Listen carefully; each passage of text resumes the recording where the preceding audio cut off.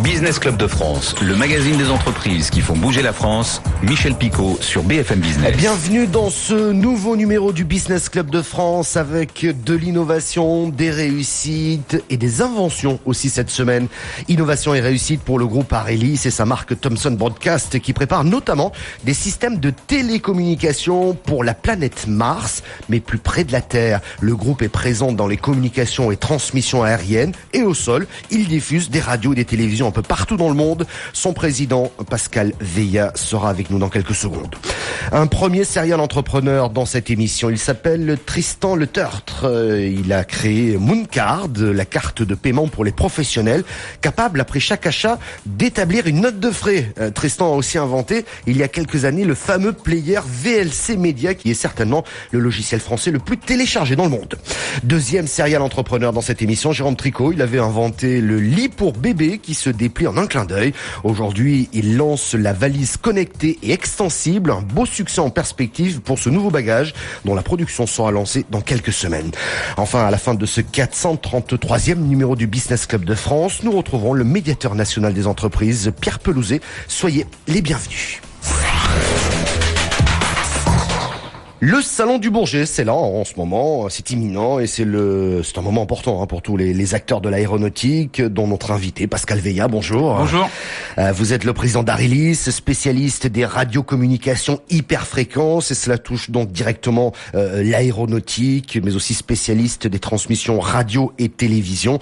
En ce qui concerne le Bourget, j'imagine que vous y serez. Oui, tout à fait. Pour deux raisons, deux raisons majeures, enfin une notamment, c'est qu'il y a une signature importante avec le groupe Safran. Absolument. Il s'agit de quoi? Alors, il s'agit des transmissions d'un drone. Ouais. Donc, dans la radiocommunication, c'est notre métier. Donc, la liaison sans fil, évidemment, entre le sol et le drone, c'est nous qui allons développer ça pour Sagem, en fait, la filiale de Safran. Donc là, c'est des drones professionnels, j'imagine? Ça, c'est des drones militaires. Militaires. Ah oui, effectivement. Il y a un point également, vous y serez parce que vous vous occupez au sein du GIFAS. Le GIFAS, c'est un groupe prestigieux des professionnels de l'aéronautique. Et vous vous occupez, vous, des relations PME, grand groupe. Quelle est votre mission? Alors, on a à l'intérieur du GIFAS plusieurs sous-groupes, entre guillemets. Donc, il y a le sous-groupe des PME. Et donc, je suis au bureau Aéro PME, donc qui représente les plus de 200 PME qui sont dans cette organisation. Et on fait l'interface avec les autres catégories, c'est-à-dire les boîtes moyennes et les grosses boîtes, Hyperbus, etc. Ouais, c'est-à-dire que les grosses boîtes ont besoin aussi de ces PME, mais ne savent peut-être pas comment les contacter. Oui, travailler avec elles. Elles ont des relations typiquement fournisseurs, avec des fournisseurs. Mais elles cherchent des partenariats, donc c'est plus facile avec ces organismes de mettre en relation en fait les différentes strates des entreprises françaises dans ce domaine. Ouais, pour rester sur le salon du Bourget, c'est quoi pour vous ce salon? Il représente quoi? Une formidable vitrine parce que le monde entier vient à ce salon aéronautique. Oui. Alors ça nous permet de rencontrer nos clients traditionnels, de relier des contacts avec eux. Bon, ça c'est pas un salon qui nous permet de pêcher des clients au passage, c'est pas. Généralement, ça se signe après les salons, les deals. Mais bon. Absolument. Donc c'est pas le type salon B2C, mais ça nous permet de rencontrer nos clients et de consolider nos relations avec eux. Ouais. Alors le groupe est très étendu un petit peu dans le monde entier, dans le domaine de l'aéronautique toujours. Vous avez remporté une commande au Brésil pour des amplificateurs utilisés dans les radars de contrôle du trafic aérien. Absolument, pour donc une société brésilienne, filiale de Thales. Qui a remporté des gros contrats de radars de surveillance d'aéroports civils. Ouais. Et nous faisons un composant critique qui est l'amplificateur de ces radars-là. Alors, on va raconter un tout petit peu l'histoire pour nos auditeurs. Je vais raconter rapidement, mais on vous suit, je crois, depuis 2010, Pascal Veillat. On essaie de voir un petit peu comment cette entreprise grandit, parce que l'histoire est formidable. En 1978, il y a la création d'une PME qui s'appelle Meusonic. Elle est spécialiste dans la microélectronique. Elle est basée dans la Meuse. En 1991, une autre entreprise, une PME, c'est Ricard. Elle fait de l'ingénierie électronique. Elle est basée en Normandie. Ces deux entreprises sont complémentaires et sont spécialisées dans les radiocommunications de longue distance. Elles décident de se rapprocher et de fusionner en 2010.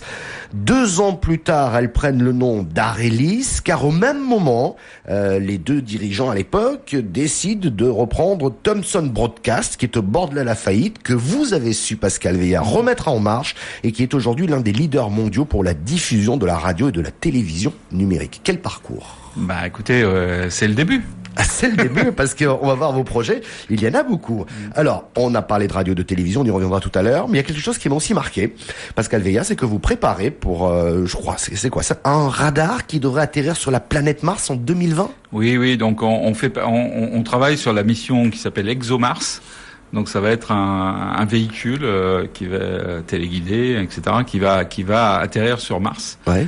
Qui devrait partir en 2020, plusieurs fois que le programme est décalé. Et donc on fait des composants qui vont dans ce véhicule pour justement explorer en fait la surface de Mars. Et ce véhicule, alors donc vous allez assurer la transmission entre ce que véhicule va analyser, c'est ça? Non, on fait des composants à l'intérieur, à l'intérieur du véhicule, en fait. Ouais. C'est quoi? C'est un appel d'offres? On venez vous chercher? Ouais, on est venu nous chercher parce que c'est très très spécifique. C'est un milieu très très fermé, donc c'est autour du CNES, tous les gens qui tournent autour de ça. Donc c'est des instituts de recherche autour du CNES, du CNRS, etc. Et voilà, ils nous connaissent. Ah, mais le spatial, c'est nouveau pour vous, non? C'est un peu nouveau et c'est une petite activité qu'on fait depuis assez longtemps. C'est une petite activité pour nous, mais c'est très très prestigieux. Donc et technologiquement, c'est à la pointe, bien sûr. Bah oui, mais j'imagine, oui, parce que là, ça pardonne pas. Hein, lorsqu'on fait de la transmission spatiale, si j'ose dire, ça exige beaucoup de rigueur, de qualité et de fiabilité surtout. Mais vous n'arrêtez pas. Je vois 2 autres grands projets. Un, donc, avec Thales Communications, qui est financé en partie par le ministère de l'économie, des finances, de l'industrie. Il y a la BPI, le Conseil régional d'Occitanie, la Nouvelle-Aquitaine également. Il s'agit de lancer un amplificateur reconfigurable multimode. J'ai besoin d'explications là. Ouais, mais donc d'abord c'est un consortium, comme vous l'avez dit, qui va travailler sur une innovation qui va consister à avoir des amplificateurs qui vont pouvoir être multifréquences. Voilà, c'est un peu plutôt que d'avoir des amplificateurs différents en fonction des différentes fréquences, vous aurez donc c'est l'émetteur amplificateur qui va envoyer en fonction des fréquences ce dont on a besoin. On va pouvoir reconfigurer et changer la fréquence plutôt par soft que par avant on avait des amplificateurs différents en fonction des fréquences. Ah ouais, et donc ça va être le même appareil, donc ça va éviter de mettre des couches. Ouais. Si j'ose dire, pardon, mais je vais le transposer à la radio, si vous le voulez bien, pour que nos auditeurs comprennent. Si on émet sur une fréquence à 100 MHz, on a un émetteur qui est calé sur 100 MHz. Absolument. Et si à côté on émet sur 103 MHz, on aura un autre émetteur qui va émettre sur 103 MHz. C'est à peu près ça. Donc là, vous, le vôtre, en fonction des zones et en fonction de l'utilisation, il va changer de fréquence à partir d'un simple ordinateur. Voilà, c'est ça exactement. Ah, je suis bon quand même. Et ça permet quoi, ça, finalement? Peut-être de désencombrer, je dirais, le champ magnétique des ondes? Oui, mais surtout ça permet de changer de fréquence plus facilement, parce qu'aujourd'hui vous l'avez par exemple dans la télé ou dans la radio. Les télécoms par exemple veulent toujours plus de fréquences. C'est très compliqué de changer de fréquence pour la télé par exemple. Donc là c'est un système qui permettra d'être plus flexible. De pouvoir changer de fréquence plus facilement sans tout changer, parce qu'aujourd'hui il faut changer tous les équipements quand on veut vraiment changer beaucoup de fréquences d'une manière conséquente. Ça veut dire que le récepteur doit aussi lui changer de fréquence en fonction de ce qu'on lui demande.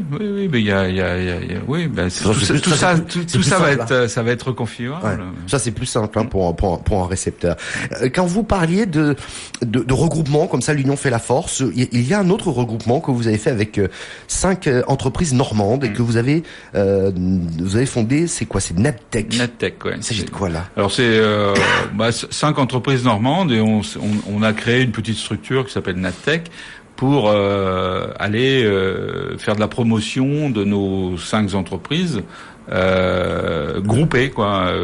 Oui, c'est dans l'objectif de mieux répondre à des appels d'offres plus importants, parce que vous arrivez plus lourd. Je vois, là vous représentez un effectif ensemble de 1600 personnes. Ouais. dont 500 dans la R&D. Vous, je vous le rappelle, vous êtes 210 au sein de votre groupe. Mais l'idée, c'est quoi? C'est de dire, voilà, on est capable de répondre à ça. Ouais, on se groupe, alors pas forcément pas forcément les 5 entreprises, mais deux par deux ou en fonction des marchés, pour pouvoir répondre d'une manière plus pertinente à des appels d'offres, pour pouvoir gagner plus d'affaires. Ouais, l'union fait la force, c'est un des axes de développement pour le groupe Arélis. Absolument, toujours, ça a toujours été le cas. Il faut qu'on travaille en partenariat avec d'autres PME, et aussi avec certains de nos clients et donneurs d'ordre. Ouais. Enfin, vous auriez pu choisir peut-être de la croissance externe. Faut peut-être que vous y pensez. On en a fait, mais voilà, clair. Chaque chose en son temps. On veut pas faire que de la croissance externe. Ouais. On a bien compris. La R&D est importante chez vous parce qu'on a vu beaucoup de produits innovants en permanence. Ouais. Elle pèse quoi? On part de chiffre d'affaires et elle travaille sur quoi aujourd'hui? Alors on a plusieurs types de R&D. On a de la R&D pour le compte de nos clients, donc ça c'est aussi une partie, on vend des heures de R&D ou des projets de R&D. Donc au global c'est à peu près 15% de notre chiffre d'affaires.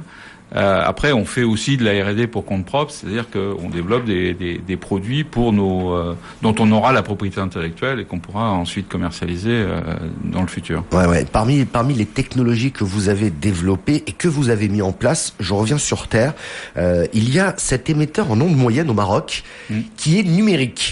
Ouais. Alors je dis ça, j'insiste bien parce qu'en France, on a laissé tomber complètement cette gamme de fréquences. Elle grésillait, paraît-il. Oui. Donc il n'y a plus aucune radio pratiquement là-dessus. Vous avez su mettre ça en place et ça a un avantage considérable, c'est que ces émetteurs à ondes moyennes aujourd'hui sont numérisés, donc la qualité du son est bon. Ils ont une portée importante. Ça évite de créer des réseaux d'émetteurs qui sont énormément énergivores. Ouais. Donc, la technologie existe, vous l'avez. La technologie existe. Aujourd'hui, il y a un pays dans le monde qui commence, c'est l'Inde.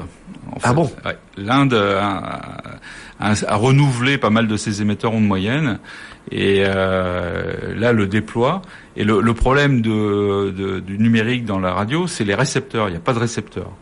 Il y a personne dans les voitures. Alors ils ont commencé avec les voitures, ça y est. Il faut que ça passe par les voitures généralement. Donc Hyundai et une autre marque a commencé à déployer des autoradios en Inde compatibles digital. Donc ça va, je pense, se développer dans d'autres pays parce que ça, comme vous dites, ça permet de simplifier les réseaux.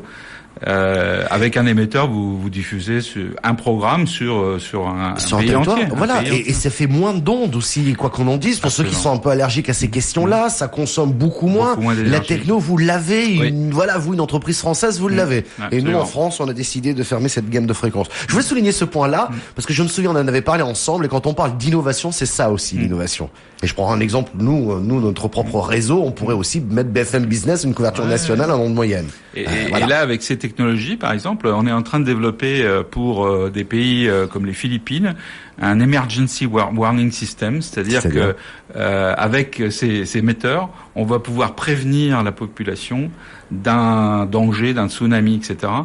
Et l'intérêt, c'est que même quand le récepteur, le poste radio est éteint, on le rallume. Vous le rallumez à distance. À distance, à partir de l'émetteur. Et donc, ça veut dire qu'on pourra alerter la population et aussi communiquer avec la population après le sinistre, parce qu'on va mettre un émetteur très loin du sinistre. Aux Philippines, les typhons passent toujours au même endroit. On va mettre un émetteur 300-400 km plus au nord. Donc protéger, lui, il sera protégé des coups de vent. Et il suffira d'avoir un petit poste radio numérique avec des piles. Ouais. Et après le tsunami, ça sera le dernier moyen de communiquer avec la population. Donc on est en train de développer ce concept qui évidemment intéresse d'autres pays comme Haïti, la Colombie, etc.